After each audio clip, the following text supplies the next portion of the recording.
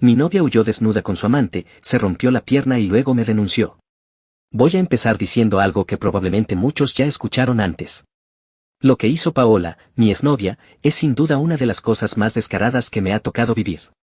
Y aún así, estoy seguro de que existen historias peores. Siempre las hay. Pero esta es la mía, y durante mucho tiempo fue suficiente para romperme por dentro. Todo comenzó en un día completamente normal.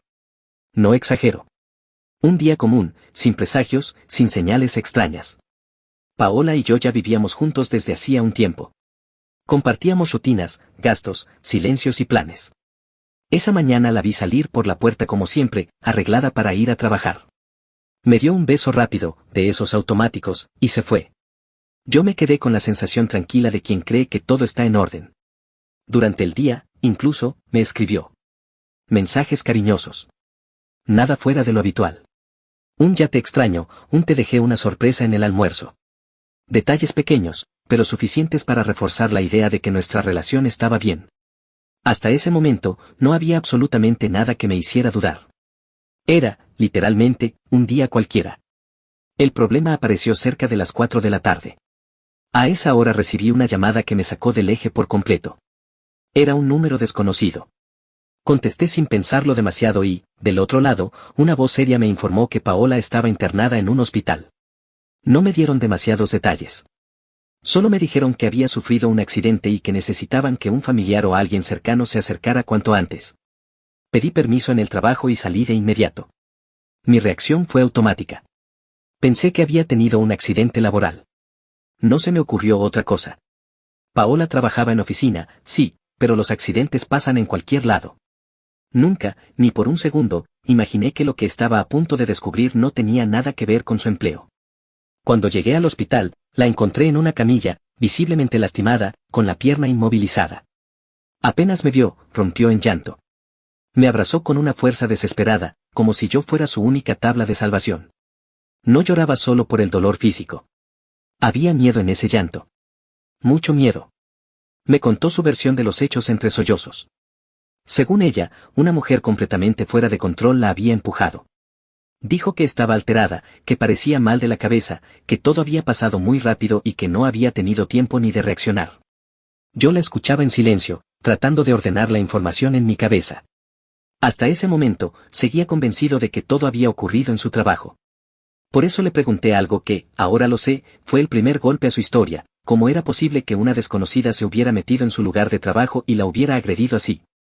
Paola es oficinista, no atiende público. No tiene contacto con clientes ni gente externa. Ahí noté el primer quiebre. Paola bajó la voz, evitó mirarme directamente y me dijo que no había sido en el trabajo.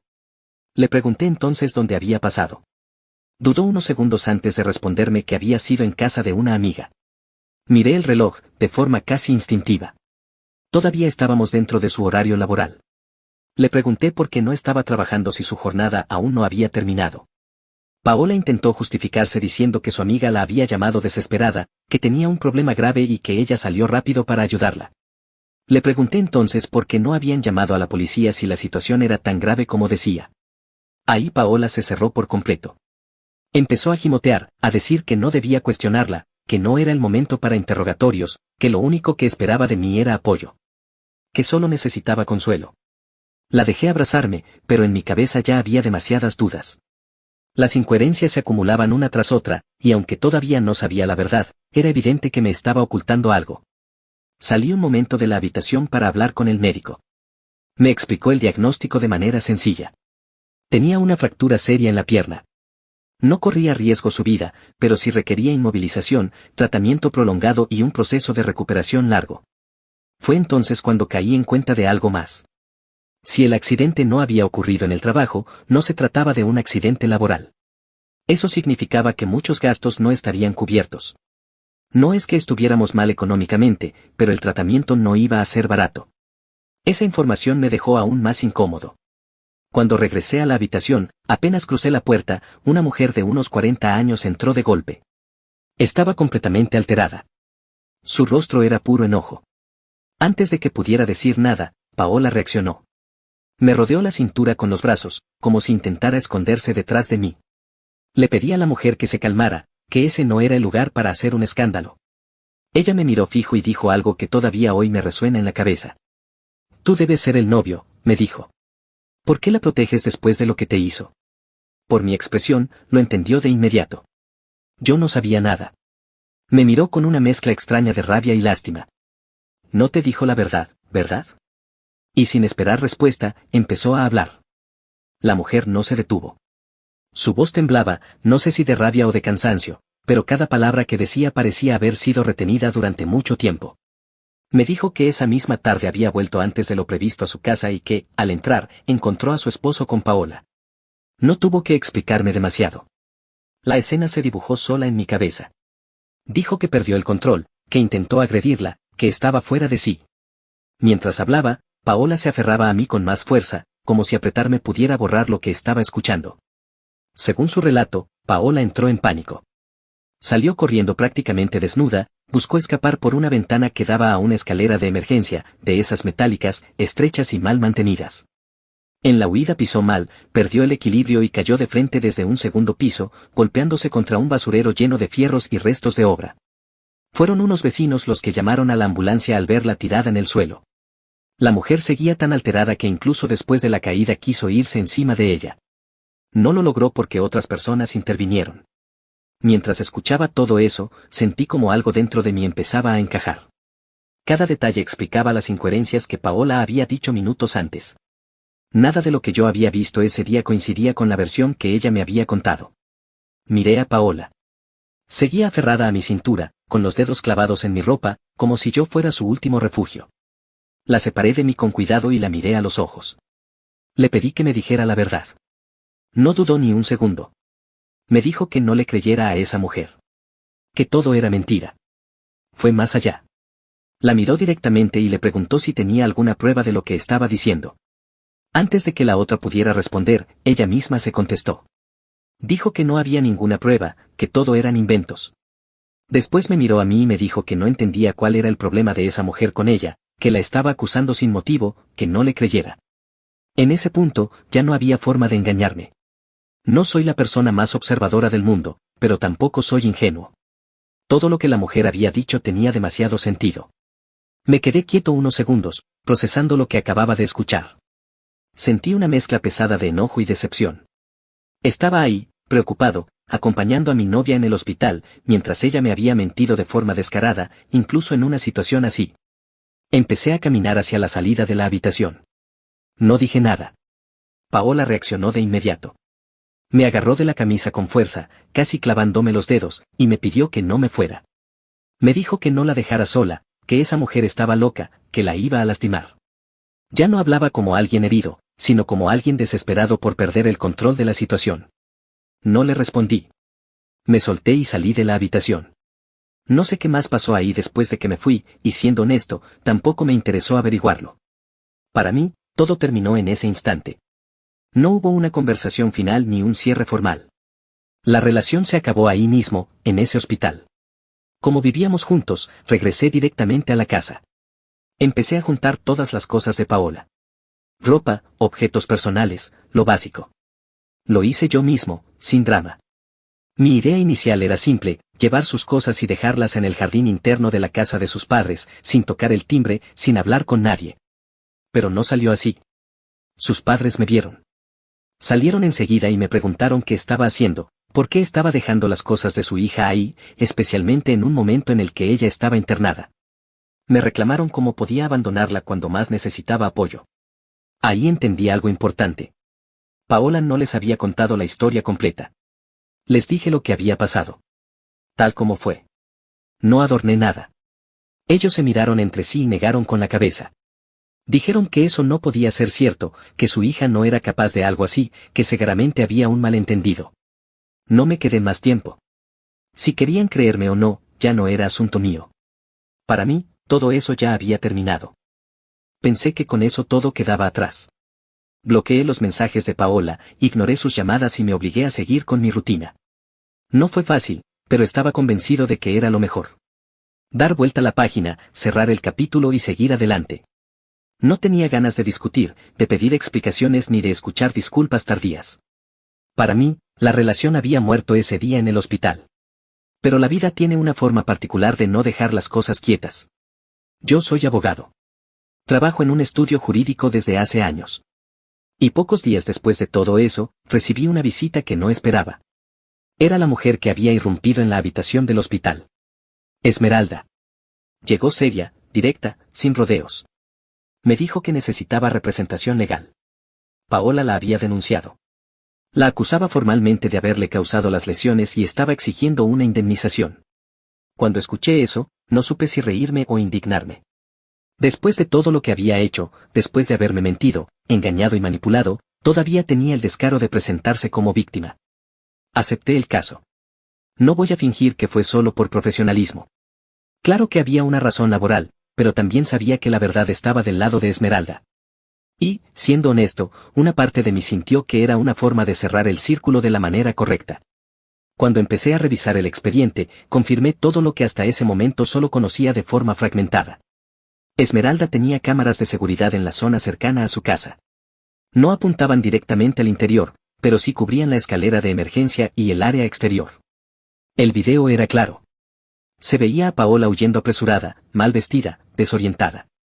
Se veía cómo pisaba mal, cómo perdía el equilibrio y cómo caía. No había empujón. No había contacto físico previo. No había agresión. Nada de lo que Paola había declarado coincidía con las imágenes. Su denuncia estaba llena de inconsistencias.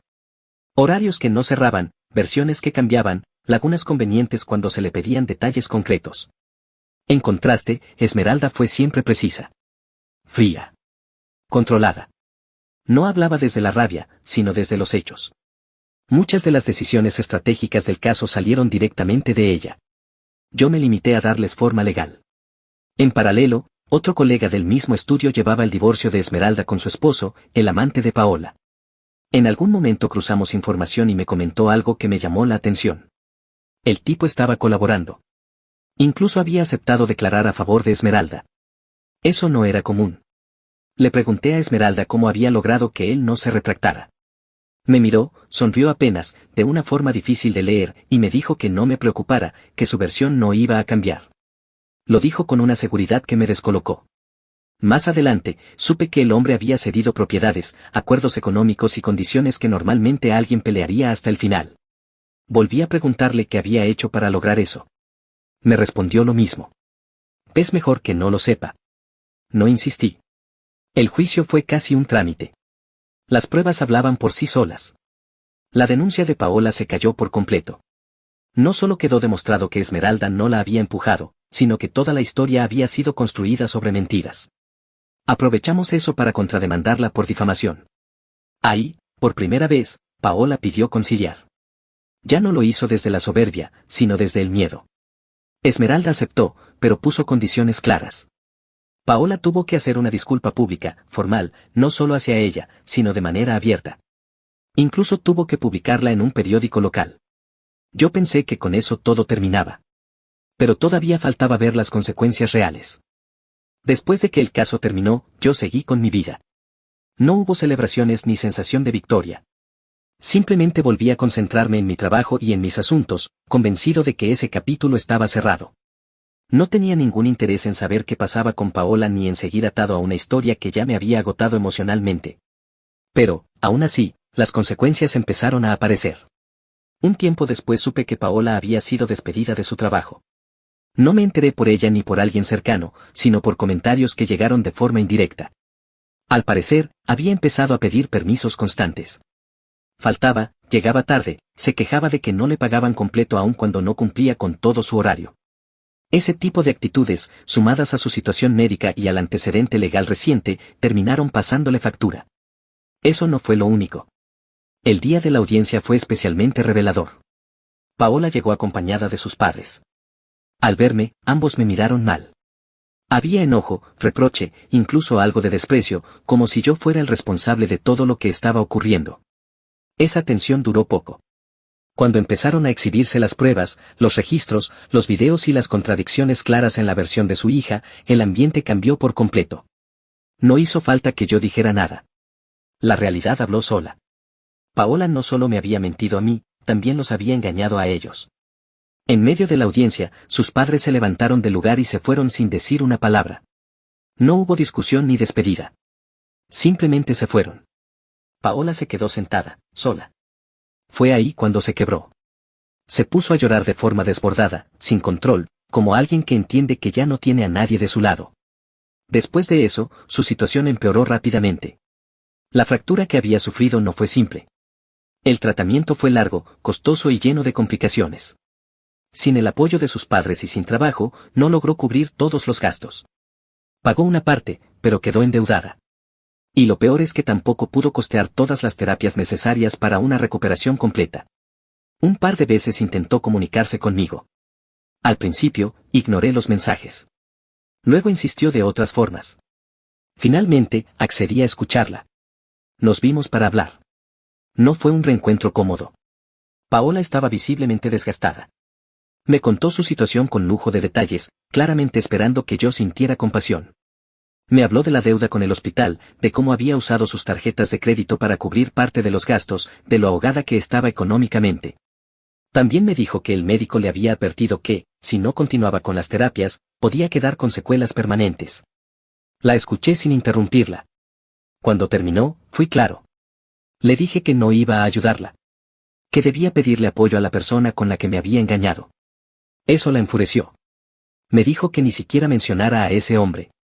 Que era un cobarde. Que le había prometido dejar a su esposa y que, cuando llegó el momento, se arrastró para volver con ella. Mientras hablaba, se dio cuenta de que estaba diciendo demasiado. Intentó corregirse, diciendo que eso no venía al caso. Que no había ido a hablar de él, sino a pedirme ayuda. Que el pasado no importaba, que solo necesitaba algo que le permitiera sostenerse. Le pregunté, con calma, si no se daba cuenta de que se estaba humillando. Me miró fijo y me dijo que sí, que lo sabía. Que no tenía otra opción. Que si no estuviera desesperada, no estaría ahí, pidiéndome ayuda después de todo lo que había pasado. No cambié de opinión. Le pedí que se fuera. Entendí que eso ya no era mi problema. Y, aunque suene duro, su situación era consecuencia directa de sus propias decisiones. Pasó un tiempo después de eso. No volví a buscarla ni ella volvió a insistir. Para mí, la historia estaba cerrada. Seguí con mi vida, con mi trabajo, con nuevas rutinas. No había rencor, pero tampoco interés en remover el pasado. Simplemente entendí que había decisiones que no se podían deshacer. Sin embargo, meses más tarde, la volví a ver. Fue algo completamente inesperado. La reconocí de inmediato, aunque estaba muy distinta. Caminaba con dificultad y usaba un bastón. Su postura ya no era la misma, ni su forma de moverse. Al parecer, no logró completar correctamente el proceso de rehabilitación. Quedó con una secuela. Cuando me vio, reaccionó de inmediato. Bajó la cabeza, evitó mirarme y se desvió, como si quisiera desaparecer. No dijo nada. No intentó acercarse. Se fue por otro lado. Supongo que sentía vergüenza. No solo por su estado físico, sino por todo lo que había pasado. Con el tiempo supe, por comentarios ajenos, que algunas personas empezaron a burlarse de ella. Incluso le pusieron apodos crueles. Uno de ellos fue la trípode.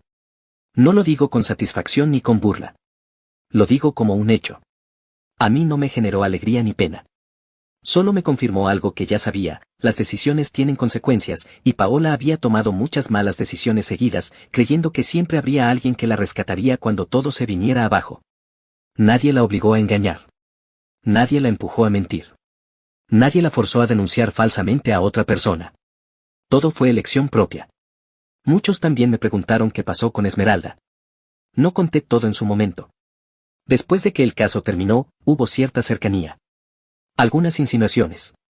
Nada planeado, nada prometido. Solo una noche.